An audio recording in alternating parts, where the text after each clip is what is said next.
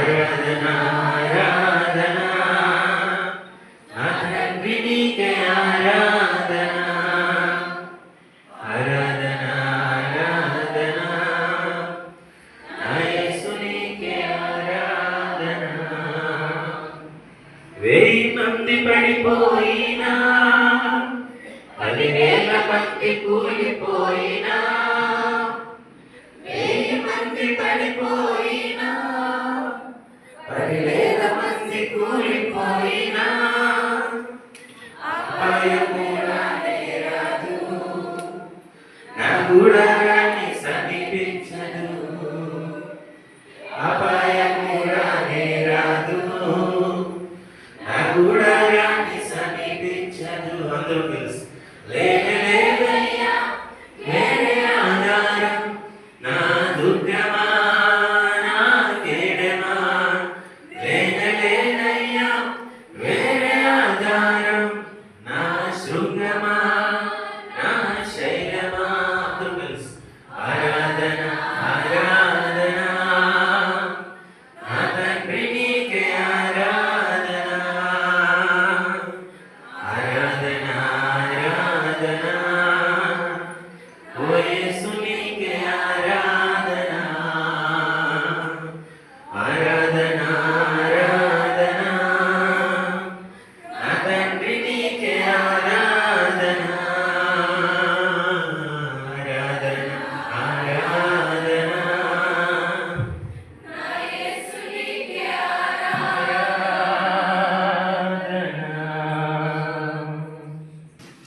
నేటి దిన ఉత్తర ప్రచిత్ర భాగముగా కీర్తన గ్రంథము 103వ దావీదు కీర్తన మార్చి చదువుకున్నాం. అలవారిక కుమారు వచ్చి నడిపించవలసిందిగా మనం చేస్తాం. నా ప్రాణము యెహోవాను సన్నుతించుము, నా అంతరంగంలోని సమస్తము ఆయన పరిశుద్ధ నామమును సన్నుతించుము. నా ప్రాణమా యెహోవాను సన్నుతించుము, ఆయన చేసిన ఉపకారములో దేనిని మరువను. ఆయన నీ దోషములన్నిటినీ క్షమించువాడు, నీ సంకటములన్నిటినీ కుదుర్చువాడు. సమాజం నుండి నీ ప్రాణము విమోచించుచున్నాడు, కరుణా కటాక్షములను నీకు కిరీటముగా ఉంచుచున్నాడు. పక్షిరాజు యవ్వనము వలె నీ యవ్వనము క్రొత్తదగునట్లు మేలుతో నీ హృదయమును తృప్తిపరుచుచున్నాడు. యెహోవా నీతి క్రియలను జరిగించుచు బాధింపబడు వారికి అందరికీ న్యాయం తీర్చును. ఆయన మోషేకు తన మార్గములను తెలియచేసెను, ఇశ్రాయేలు వంశస్థులకు తన క్రియలను కనపరిచెను. యెహోవా దయాదాక్షిణ్య పూర్ణుడు, దీర్ఘశాంతుడు, కృపా సమృద్ధి గలవాడు. ఆయన ఎల్లప్పుడూ వ్యాజ్యమాడువాడు కాడు, ఆయన నిత్యము కోపించేవాడు కాడు. మన పాపములను బట్టి మనకు ప్రతిఫలం చేయలేదు, మన దోషములను బట్టి మనకు ప్రతిఫలం ఇయ్యలేదు. భూమి కంటే ఆకాశము ఎంత ఉన్నతముగా ఉన్నదో, తన యందు భయభక్తులు గల వారి ఎడల ఆయన కృప అంత అధికముగా ఉన్నది.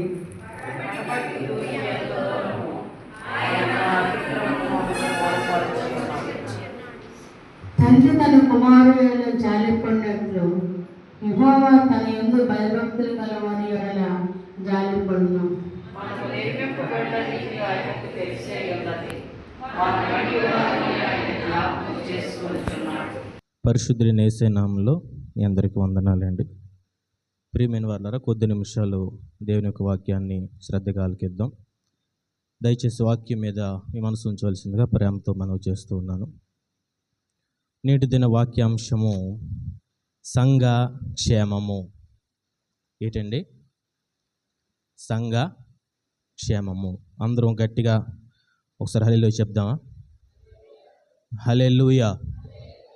ప్రియమైన వారులారా, అపోస్తులైన పౌలు గారు సంఘ క్షేమము కొరకు చాలా ప్రయాసపడుతూ ఉండేవారు.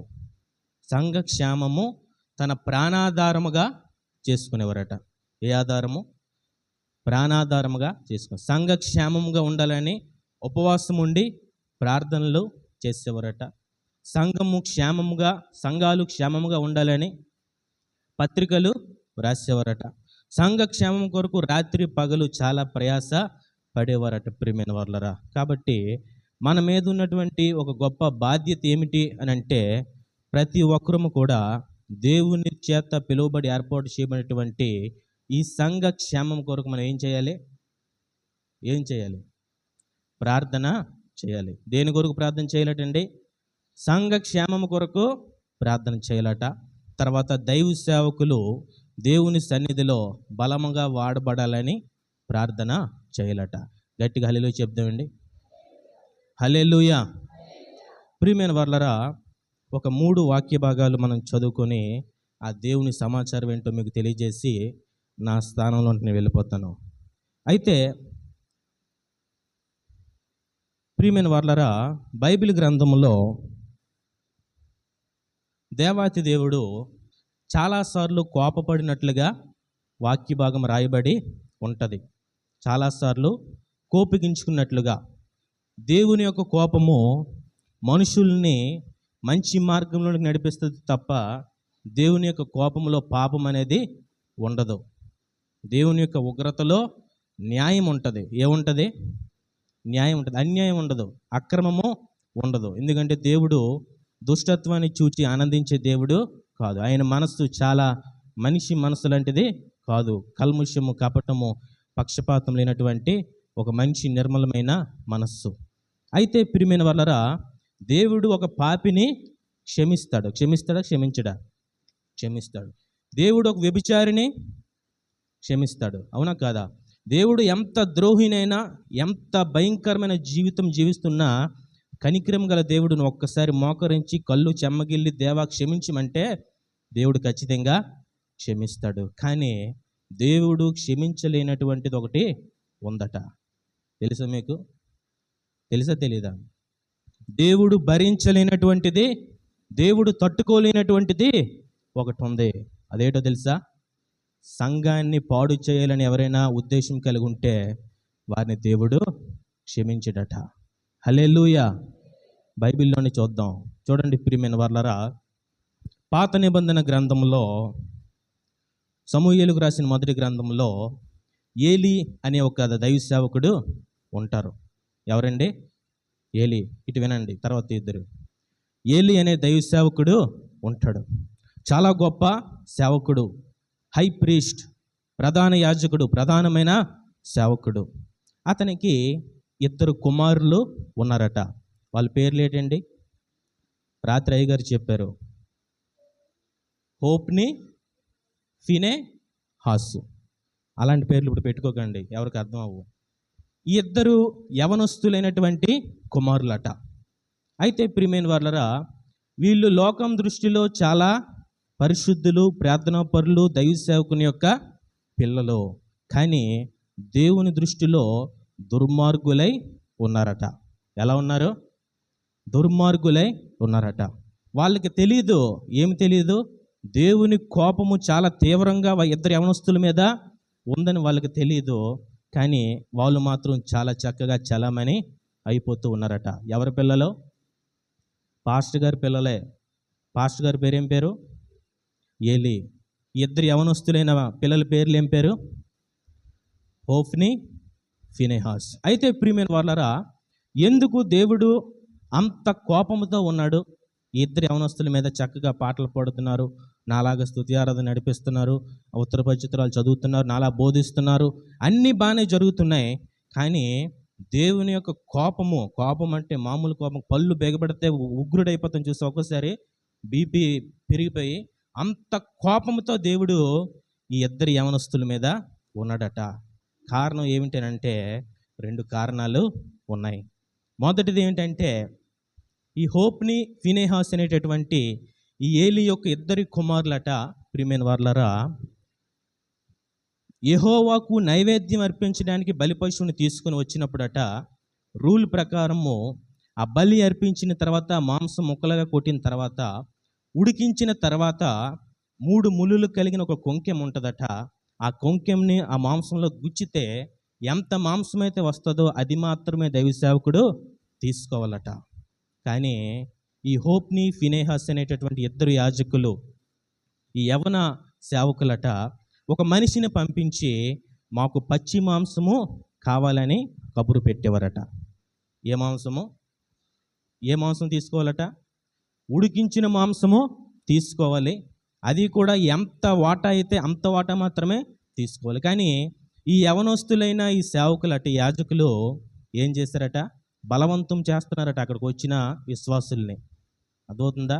అక్కడికి వస్తున్న సంఘ బిడ్డల్ని, మాకు పచ్చి మాంసం కావాలి, మేము ఉడికించిన మాకు క్రొవ్వినది కావాలని చెప్పి బలవంతం చేస్తుంటే అక్కడున్న సంఘ బిడ్డలు, ప్రియమైన విశ్వాసులు నైవేద్యం తీసుకోవడానికి వచ్చిన వారట యెహోవాకు నైవేద్యం అర్పించడానికి అసహ్యపడుతున్నారట.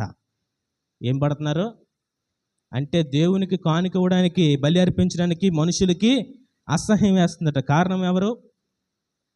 ఈ ఇద్దరు యవనస్తులైన సేవకులు, ప్రియమైన వాళ్ళరా.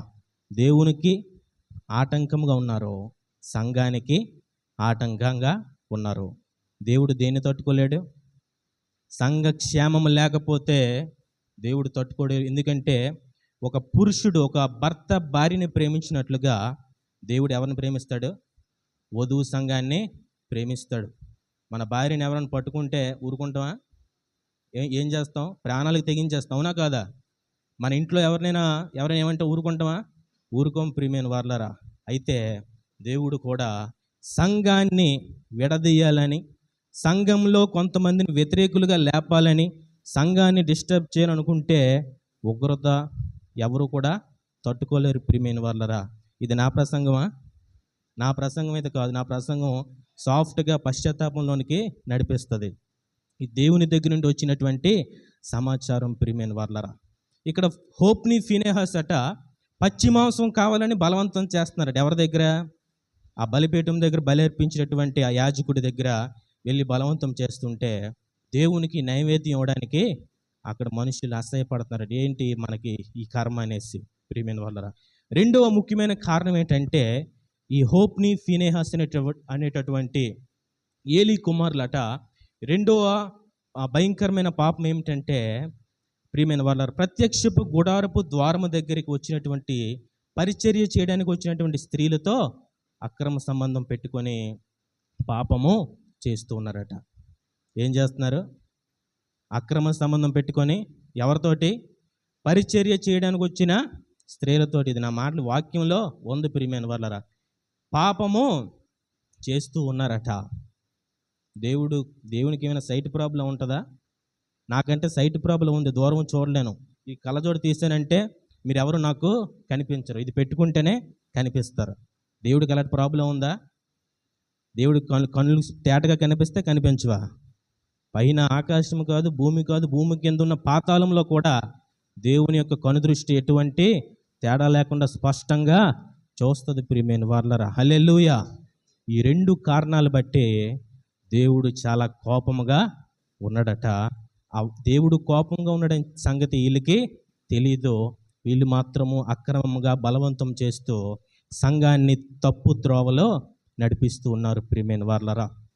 ఈ యవన సేవకులు చేసేటటువంటి ఈ అతిక్రమ క్రియలు తన తండ్రి అయిన ఎవరు? తండ్రి పేరు ఏం పేరు? ఏలీకి తెలిసాయట. చూడండి, ఏలీ మాట్లాడుతున్న తన ఇద్దరు కుమారులతో. సమూయేలు రాసిన మొదటి గ్రంథము, మొదటి సమూయేలు 2వ అధ్యాయము 22 నుంచి 25 వచనాలు చదువుకుందాం. ఏలీ బాధతో తన ఇద్దరు కుమారుల్ని పిలిచాడు, ప్రియమైన వాళ్ళ. పిలిచి అంటాడు, నాకు వినబడినది మంచిది కాదు. మీరు చేస్తున్న పని, మీరు ఏం చేయాలి? సంఘాన్ని బలపరచాలి, సంఘం కొరకు ప్రార్థన చేయాలి, సంఘ క్షేమముని మీ ప్రాణాధారముగా చేసుకోవాలి. కానీ మీరు ఏం చేస్తున్నారు? సంఘములో స్త్రీలతో పాపం చేస్తున్నారు, నైవేద్యం తీసుకొని వచ్చిన వారిని బలవంతముగా దోచుకుంటూ. నాకు వినబడినది మంచిది కాదు అని ఒక అద్భుతమైన మాట మాట్లాడతారు, ప్రియమైన వాళ్ళు. ఏంటంటే, నరునికి నరుడు తప్పు చేస్తే దేవుడు ఒకవేళ క్షమిస్తాడేమో, కానీ దేవునికి వ్యతిరేకంగా తప్పు చేస్తే వాని కొరకు ఎవరు ప్రార్థన చేయగలరు? హల్లెలూయా. దేవునికి వ్యతిరేకంగా అంటే దేవుని యొక్క వధువు సంఘమునికి వ్యతిరేకంగా నువ్వు ఆలోచన కలిగి ఉంటే, సంఘ క్షేమముని అభివృద్ధిని నువ్వు చూడలేని స్థితిలో ఉంటే నీ కొరకు ఎవరు విజ్ఞాపన చేయగలరనేసి అక్కడ ఇద్దరు కుమారుల్ని ఏలీ గద్దిస్తుంటే వారి యొక్క తండ్రి యొక్క మొరని వాళ్ళు విన్నారా? వినలేదా? వినలేదట. ఎందుకు? యెహోవా వారిని చంపదలచి ఉండెను గనుక. హల్లెలూయా. దేవుడు ఒక మనిషిని బ్రతికిస్తాడు, బాగు చేస్తాడు. ప్రియమైన వారలారా, ఎప్పుడు కూడా దేవుడు చంపాలి, నాశనం చేయాలి అని ఎప్పుడు కూడా చూడడు. చూస్తాడా? దేవుని మనస్సు అది కాదు. ఒక మనిషిని పాడు చేయాలి, ఒక మనిషి జీవితం నాశనం చేసేయాలి అని ఎప్పుడు కూడా దేవునికి ఉండదు. కానీ ఎందుకు మొట్టమొదటిసారి దేవుని యొక్క ఆలోచన మారిపోయింది? వారిద్దరిని యేసు ప్రభువు ఏం చేద్దాం అనుకుంటున్నాడట? చంపేద్దాం అనుకుంటున్నాడట. చంపదలిచాను కాబట్టి వారి యొక్క తండ్రి యొక్క ఏలి యొక్క మొరపెట్టుకున్నాడట. తండ్రి, మీరు ఇలా చేయడం తప్పురా నాన్న, మీరు ఇలా చేయకూడదు, ఇది మంచిది కాదు, దేవునికి వ్యతిరేకంగా మీ క్రియలు ఉన్నాయి, చాలా భయంకరమైన పరిస్థితుల్లోకి వెళ్ళిపోతారంటే వాళ్ళు లక్ష్య పెట్టలేదట, వాళ్ళు వినలేదట. ప్రియమైన వాళ్ళరా, అయితే దేవుడు తన యొక్క ఉగ్రతను గూర్చి, తన యొక్క కోపమును గూర్చి, తను ఏం చేయబోతున్నాడో ఆ యొక్క విషయం అంతా కూడా ఒక 12 సంవత్సరాల వయసు కలిగిన ఒక చిన్న బాలుడితో మాట్లాడుతున్నాడట. 12 సంవత్సరాలు అంటే ఏ తరగతి అండి? 6th, 6వ తరగతి చదివేటటువంటి ఒక చిన్న బాలుడితో దేవుడు మాట్లాడుతున్నాడట. చిన్న బాలుడైన సమూయేలుతో. ప్రియమైన వాళ్ళ, బాలుడైన సమూయేలు ఆ రాత్రి యెహోవా మందసం ఉన్నటువంటి స్థలంలో దీపం ఆరిపోక మునుపు ఆ చిన్న బాలుడు పడుకొని ఉంటే, ఉన్నతమైన మహోన్నతుడైన దేవుడు చిన్న బాలుడైన సమూయేలుని పిలుస్తున్నాడట. హల్లెలూయా. ఒక దేవుడు ఒక మనిషిని పిలిచాడంటే ఆ మనిషి పట్ల దేవునికి అద్భుతమైన ప్రణాళిక ఉంటుంది. ప్రియమైన వాళ్ళు, దేవుడు ఊరుకునే ఒక మనిషిని పిలవడం. ప్రియమైన వాళ్ళరా, ఆ రోజు రాత్రట ఆ బాలుడైన సమూయేలు మంచి నిద్రపోతూ ఉంటే సమూయేలు అని ఒక స్వరము వినిపించిందట. గబగబ లేచిపోయాడు సమూయేలు. అమ్మో, మా యజమానుడైన ఏలి పిలుస్తున్నాడేమని చెప్పి ఏలి దగ్గరికి వెళ్ళిపోయాడట. అయ్యా, మీరు పిలిచారు కదా, ఇదిగో వచ్చాను, ఏం కావాలి, మంచినీళ్ళు కావాలా అని అడిగాడట.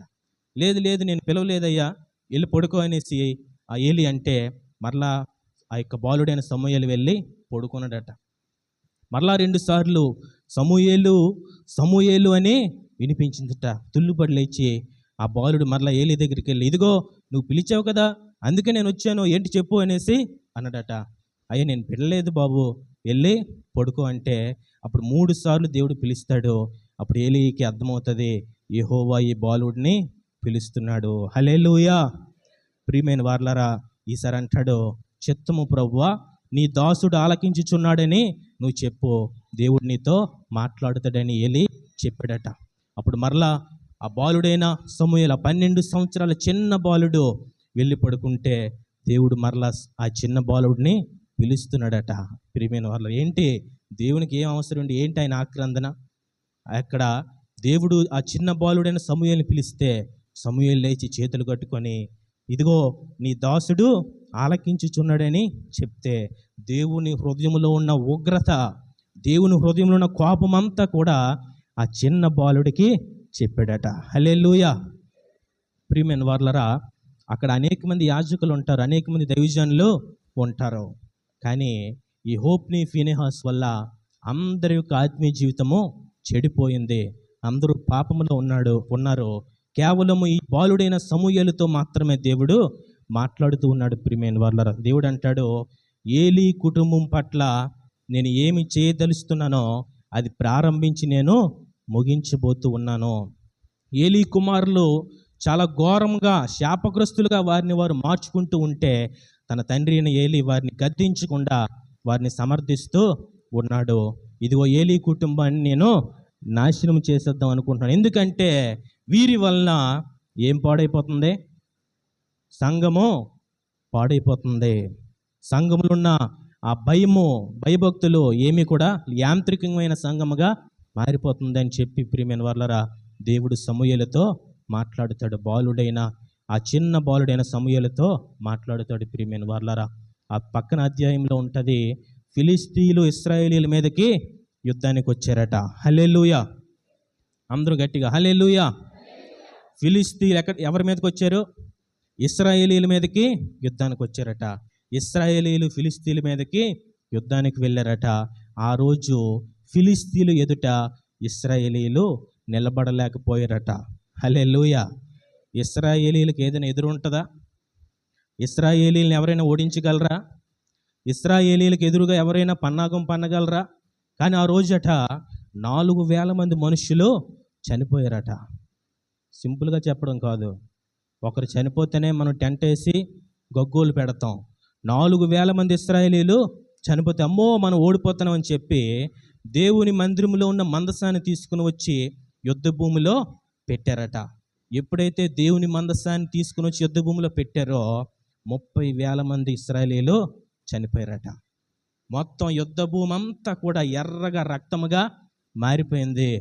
మనుషులు అవయవాలు, చేతులు, తలలు, కాలులు, మొండేలు అక్కడక్కడ పడిపోయి ఉన్నాయి. ప్రియమైన వారలారా, ఈ యొక్క మందసము ఫిలిస్తీన్లు తీసుకొని వెళ్ళిపోయారు. మందసం పట్టబడిందని ఏలీకి తెలిసినప్పుడు వృద్ధుడైనటువంటి ఏలీ వెనక్కి పడి మెడ విరిగి చనిపోతాడు. ఏలీ యొక్క కోడలు ప్రసవించి కుమారుని కని చనిపోతుంది. హోప్ని, ఫినెహాస్ అనేటటువంటి ఇద్దరు యవన సేవకులు ఆ రోజు చనిపోతారు. దేంటి కారణం ఏంటి?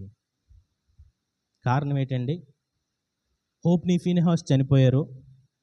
4,000 మంది మనుషులు ఇశ్రాయేలీలు చనిపోయారు.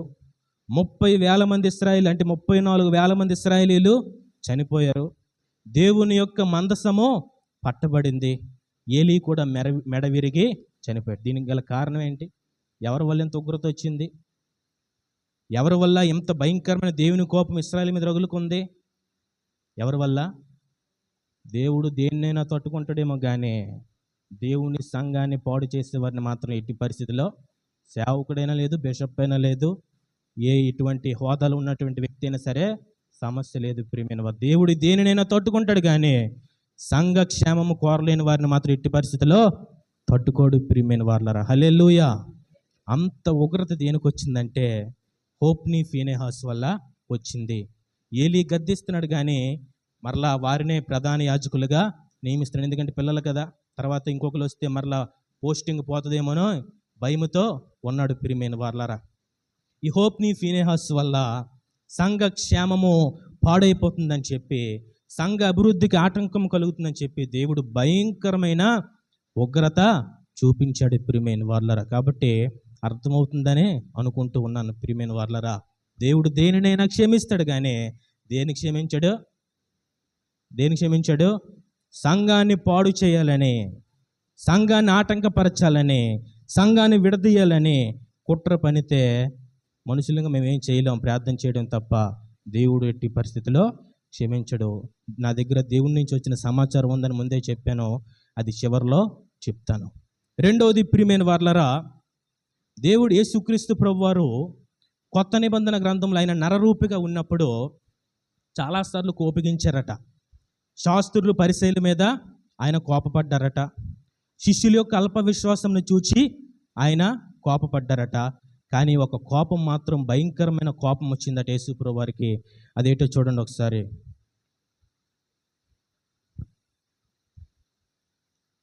యోహాను సువార్త 2వ అధ్యాయము 13 నుంచి 16 వచనాలు. ఇక్కడ యేసుక్రీస్తు ప్రభువారట యెరూషలేము దేవాలయంలోనికి వెళ్ళారట. అందరూ ఇక్కడే ఉన్నారా? ఇక్కడే ఉన్నామన్న వాళ్ళందరూ హల్లెలూయా చెప్దాం. హల్లెలూయా. యేసు ప్రభువారు మీరు ఎలాగైతే దేవాలయంలోనికి వచ్చారో యెరూషలేములో ఉన్న దేవాలయంలోనికి వెళ్ళారట. యెరూషలేములో ఉన్న దేవాలయంలోనికి వెళ్ళేసరికి, మందిరంలోనికి వెళ్ళేసరికి అక్కడట వ్యాపారం జరుగుతుందట. ఏం జరుగుతుంది? వ్యాపారము. ఏ వ్యాపారం జరుగుతుంది? ఎద్దులు అమ్ముతున్నారట. ఎక్కడ? మందిరంలో.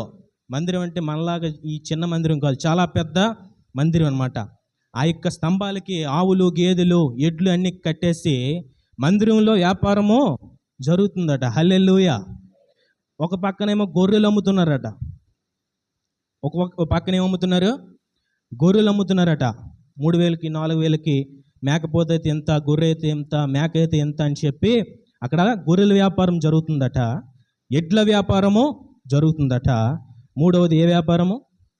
పావురాల్ని అమ్ముతున్నారట. జత ఎంత ఇప్పుడు పావురాలు? ఎప్పుడైనా కొన్నారా? జత చాలా ఎక్కువ ఉంటుంది, 600, 700 ఉంటుంది జత. కొండ పావురాలు ఉంటాయి, తెల్ల పావురాలు ఉంటాయి, రకరకాల పావురాలు ఉంటాయి. అక్కడ పావురాల వ్యాపారము జరుగుతూ ఉందట. ఇంకో వ్యాపారం జరుగుతుంది, చిల్లరి రోకలు మార్చేటటువంటి. అంటే మీరు 100 రూపాయలు ఇస్తే వాళ్ళు మీకు ఎంత ఇస్తారు? 10 కాగితాలు ఇచ్చి వాళ్ళు ఎంతో కొంత ₹1 ₹5 తీసుకుంటారు. అంటే చేంజ్, మార్పిడి అనమాట. చిల్లర వ్యాపారము జరుగుతుందట. ఈ వ్యాపారాలు ఎక్కడ జరుగుతున్నాయి? దేవుని మందిరంలో జరుగుతున్నాయట. యేసు ప్రభువు వారు మందిరంలోకి వెళ్ళి అది చూసేసరికే ఆయనకి ఏమొచ్చింది? కోపం వచ్చేసిందట. హల్లెలూయా. బైబిల్ గ్రంథంలో యేసు ప్రభువు వారు అంత రియాక్ట్ అయినట్టు ఎక్కడ కూడా ఉండదు ప్రియమైన వాళ్ళరా. అక్కడ వ్యాపారాలు చూసి కోపం వచ్చేసి ఏం చేశారు? అక్కడ తాళ్ళతో కొరడాలు చేశారట. హల్లెలూయా. ఈ చూడండి ఎంత విచిత్రమో. ఆయనకి ఎంత కోపం వచ్చేసింది. మందిరంలో ఏం జరుగుతుంది? వ్యాపారం జరుగుతుంటే తాళ్ళతో కొరడాలు చేశారట. కొరడాలు చేసి అక్కడ ఆవుల్ని గేదెల్ని అన్నిటిని కూడా బయటికి తోలివేశారట.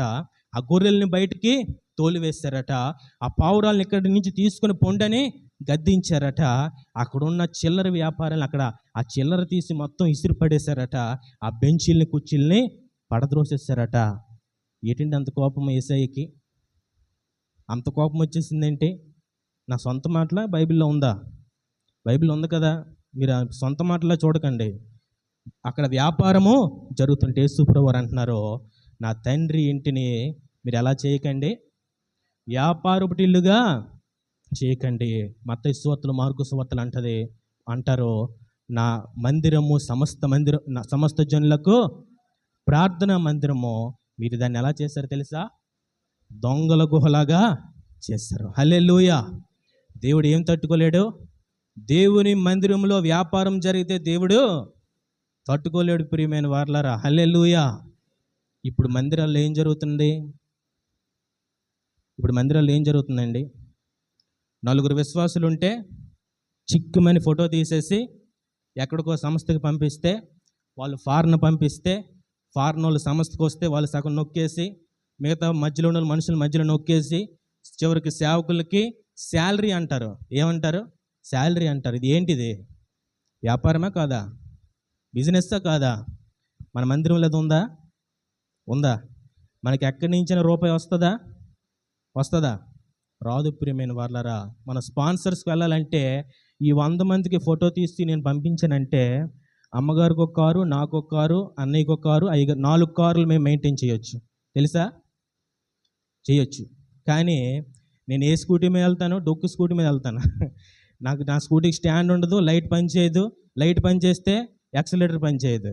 ప్రియమైన వాళ్ళరా, ఇది ఎందుకు చెప్తున్నానంటే దేవుని మందిరాన్ని వ్యాపారపు ఇల్లుగా చేయకూడదు. మనం వ్యాపారం చేస్తే, మన స్పాన్సర్స్కి వెళ్తే విస్తారమైన డబ్బు వస్తుంది, కానీ పరిశుద్ధాత్మ దేవుడు మనతో రాడు. వస్తాడా?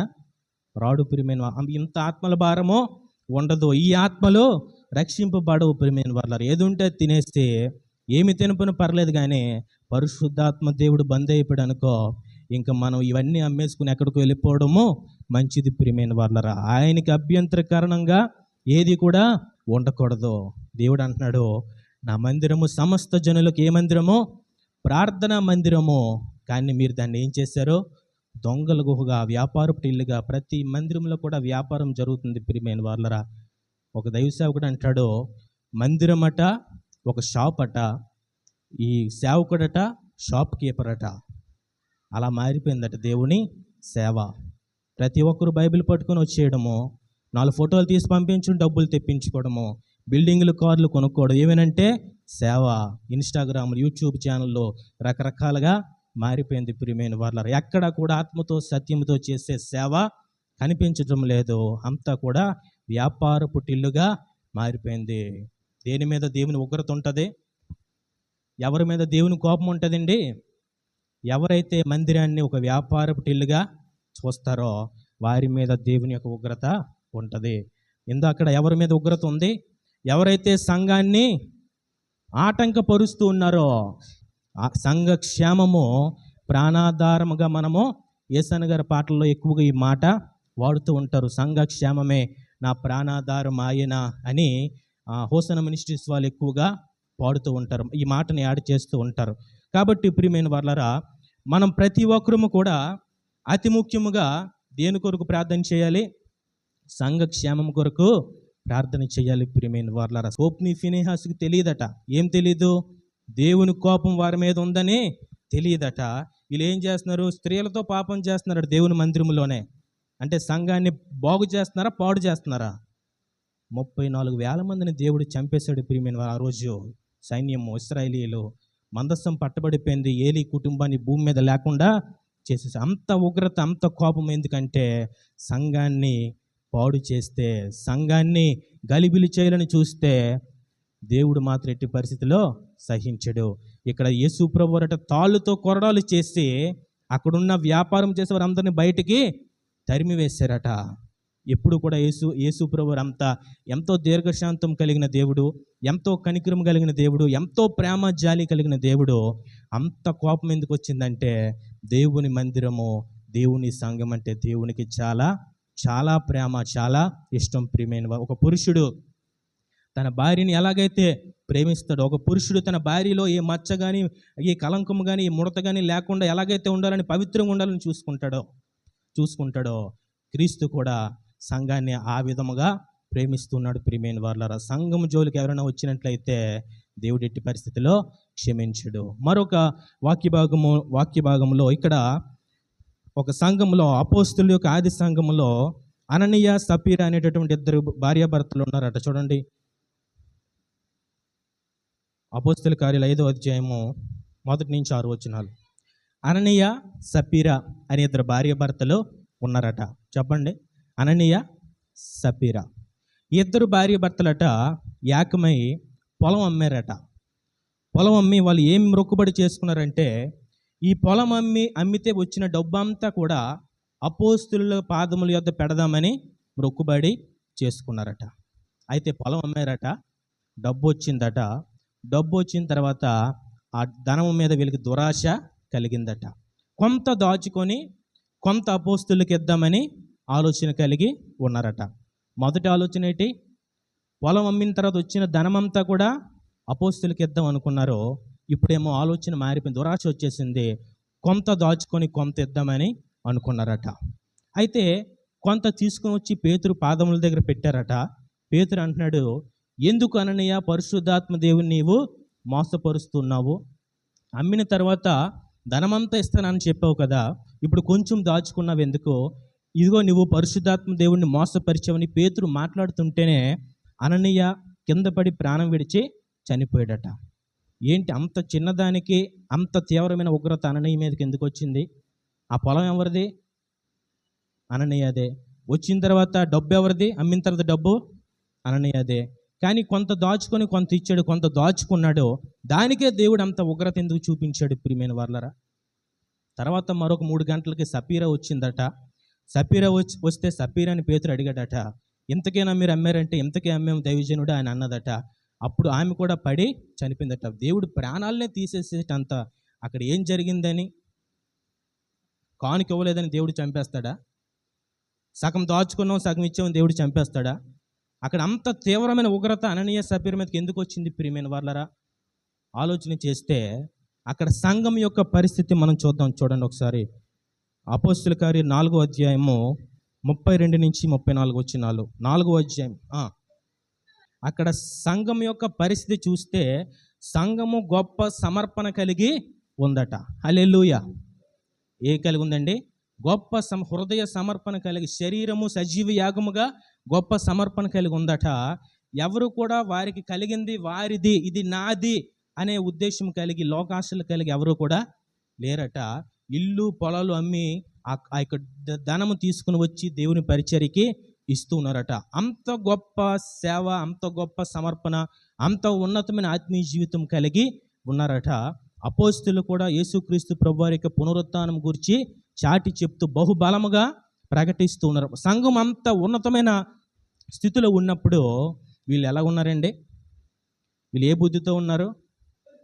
దుర్బుద్ధితో, చెడు బుద్ధితో ఉన్నారా లేదా? చెప్పండి, ఉన్నారా? చెడు బుద్ధితో ఉన్నారు. ప్రియమైన వాళ్ళారా, ఏ బుద్ధితో ఉన్నారు? వీళ్ళు ఎందుకు దేవుడు అంత ఉగ్రత చూపించాడంటే, సంఘానికి వీళ్ళు ప్రమాదకరము, అవునా కాదా? భవిష్యత్తులో సంఘానికి వీళ్ళు చిన్న దాంట్లో నమ్మకంగా లేనప్పుడు పెద్ద దాంట్లో కూడా నమ్మకంగా ఉంటారా? ఉండరు. చిన్న దాంట్లో నమ్మకంగా ఉన్న వాళ్ళే పెద్ద దాంట్లో కూడా. నీకు 1000 రూపాయలు నమ్మకంగా ఉంటే దేవుడు నీకు 10 లక్షలు ఇచ్చినప్పుడు 10 లక్షల్లో కూడా నువ్వు నమ్మకంగా ఉంటావు. ప్రియమైన వాళ్ళ, నువ్వు 1,00,000 రూపాయల్లోనే నమ్మకంగా లేవనుకో, రేపు దేవుడు నీకు 1,00,00,000 రూపాయలు ఇస్తాడు, 100 లక్షలు, అందులో కూడా నువ్వు నమ్మకంగా ఉండలేవు. ప్రియమైన వాళ్ళరా, వీళ్ళు అననీయ సప్పిర అనేటటువంటి 2 భార్యాభర్తలు సంఘానికి చేటుగా, సంఘానికి ఆటంకంగా, వీరి సంఘ అభివృద్ధికి ఆటంకంగా ఉండడం బట్టి దేవుడు ఏం చేశాడు? భయంకరమైన ఉగ్రత వారి మీద చూపించాడు. ప్రియమైన వాళ్ళరా, చూసారా? ఎంత ఘోర పాపిన దేవుడు క్షమిస్తాడు, కానీ సంఘం విషయంకి వచ్చేసరికి చూడండి, ఒక పురుషుడు భార్య దగ్గరికి వచ్చేసరికి చాలా స్ట్రిక్ట్ అయిపోతాడు. ఎవరైనా ఇలా వెళ్తూ ఉంటే ఒక మాట భార్యని ఎవరైనా అన్నారనుకో, ఏమంటాడు? పోనీలు అంటాడా? వెళ్ళి వెంటనే కూడేస్తాడు. ఎంత ఆత్మీయుడైనా, ఎంత క్రైస్తవుడైనా భార్య జోలికి వస్తే ఏం చేస్తాడు?